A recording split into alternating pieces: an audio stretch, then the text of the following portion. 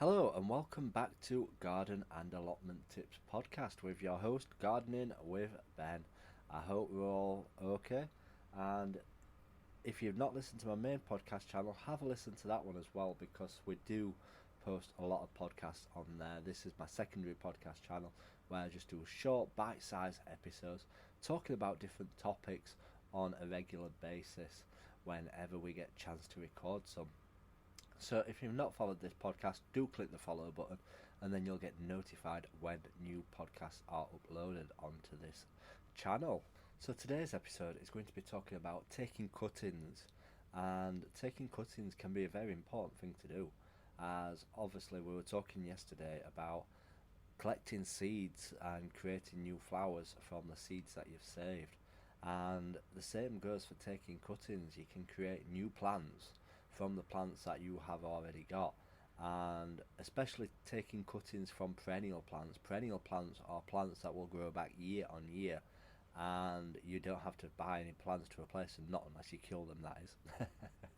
I'm sure we all kill a few plants every so often, but yeah, we will take cuttings round now. Now is the best time to start taking cuttings. There's lots of new growth on plenty of bushes, and you need to be taking cuttings now before they do start to die off for the winter time, as winter is just around the corner. Obviously autumn's first, but as things get colder, the wood and the plants start to die back and there's not enough energy in them to produce the cuttings that you need. Now the two best cuttings that you can take at this time, well, three to be honest, three best cuttings that you can take at this time of year, I would have to say, are fuchsias. Fuchsias are fantastic plants, especially if you're wanting to encourage the bees into the garden. The bees absolutely love going inside the little bells of the fuchsias where the pollen is and collecting it all, taking it back to the hive, and yeah, it absolutely loves it. And the fuchsia plant is an absolutely amazing plant.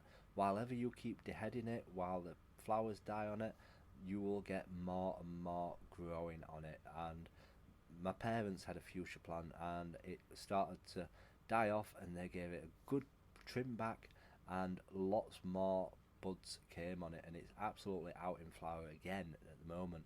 It looks absolutely astonishing. So the more that you look after it, the better you can get. And taking cuttings is pretty easy. You just take a snip off the end of the fuchsia plant and basically stick it in a jar of water, and you will see roots appearing from it. And once it gets roots on it, that's when you can plant it into some soil, and there, hey presto, you have another plant. Yes, it'll take a few years to get going, but once it gets going, it will start thriving. So that is an easy fuchsia plant to take. And if you go around to your friends and stuff like that and they've got a different variety of fuchsia, just ask them if you can take a cutting off it, and there you have a free plant. Next up is lavender. Lavender does need pruning back at this time of year, and you usually prune it back just above where the fresh growth is, above the dead wood on it.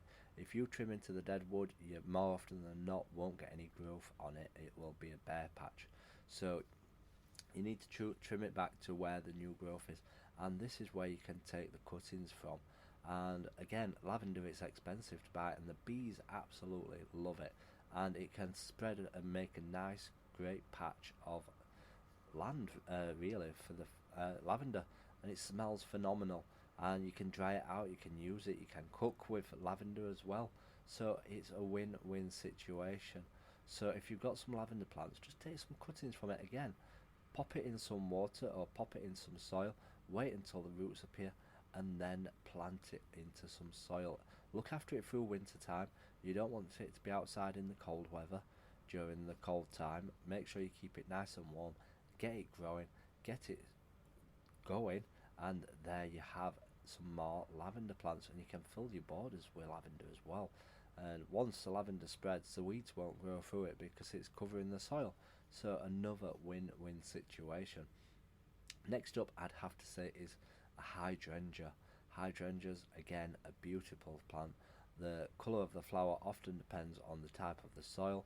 Usually if it's red flowered, it's acid soil. If it's blue, it's alkali soil. And yeah, if you want to change the colour of it, you often have to change the type of the soil that you are growing it in. But hydrangeas are again easy to grow. Take cuttings from. It's basically just snipping it back, taking a bit of stalk, sticking it in some water, some rooted agent if needed, and then planting it up once the roots have appeared. And you can have some hydrangea bushes, and again, they look absolutely glorious once they're growing. They do take up a lot of space, but you can grow them in pots if you want, so that they don't grow as big. But yeah, they look fantastic.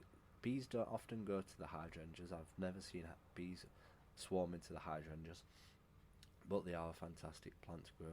You don't prune them at this time of year once the flowers die.